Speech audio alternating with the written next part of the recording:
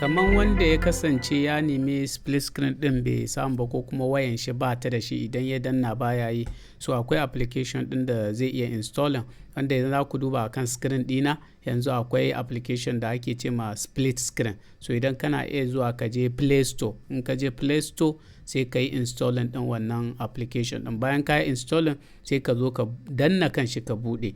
Idan ka buɗe a farko zai nuna ma cewa disable kamar a rufe yake.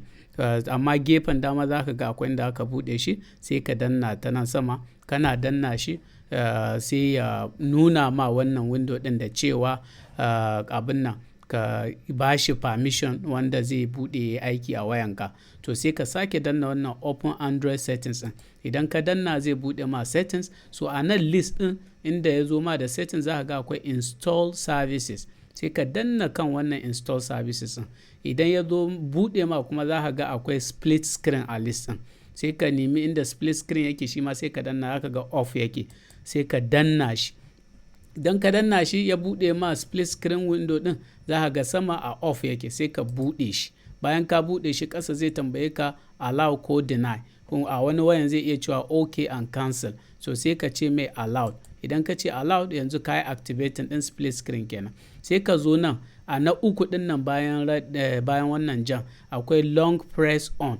Idan ka danna wannan long press on ɗin zai buɗe ma inda za ka iya selecting buttons ɗin da za ka iya amfani da su domin kawo wannan split screen ɗin. So kamar yanzu kana iya buɗe back button ko kuma ka buɗe wannan home button ɗin. Dama za ka ga cewa wannan abin nan previous application buttons ɗin a buɗe yake. So idan ka buɗe su sai ka dawo baya. Idan ka dawo baya kana iya zuwa yanzu nan wanda inda recent application ɗinka yake, idan ka danna sai ka je application ɗin da kake ra'ayi. Alal misali a ce ina ra'ayin in sake buɗe notepad ne, sai ka buɗe application ɗin da kake so.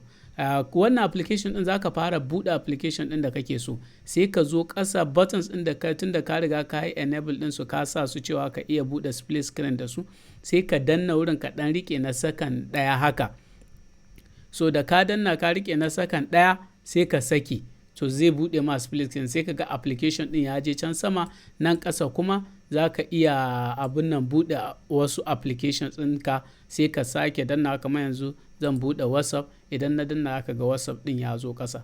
So wannan kuma za ka ga ya nuna ma waɗannan ɗigo-ɗigo guda uku a tsakiya wanda za ka iya ja sama ko ka ja ƙasa bayan ka gama aiki kana so ka ci gaba da application guda ɗaya. So wannan shi haka za ka iya amfani da wannan application ɗin. So ina gani idan dai har wayanka ba ta zo da split screen ɗin ba, kana iya amfani da wannan. Amma kafin ka san wayanka ta zo da split screen ko ba ta zo da shi ba, kana iya ka duba a settings. In ka zo settings a wayanka sai ka duba, kana iya kai searching ka gani shin akwai split screen ko babu. Dan wasu wayoyin za ka iya ganin cewa akwai split screen. So kana iya ka zo nan, in ka zo settings sai ka zo wajen search sai ka yi searching split screen. Sai ka gani akwai ko babu. In babu shine sai ka installing ɗin wannan application ɗin. Ubangiji Allah ya sa mu dace, Allah ya sa kuma ya amfane mu.